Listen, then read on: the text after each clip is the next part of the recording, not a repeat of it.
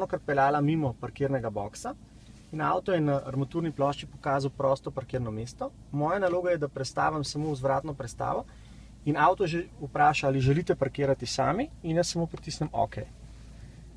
In v tem primeru počasi spuščam zavoro,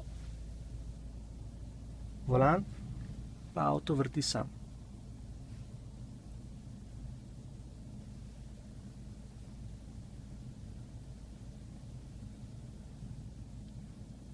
Kot v avtošoli.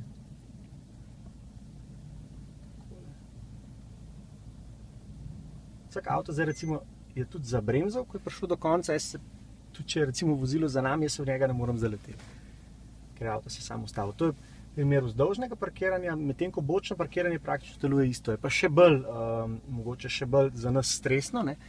Ampak sistem deluje povsem enostavno. Evo, ko gremo ven, se pa praktično samo še odpeljamo iz boksa in je parkiranje čist brez rok.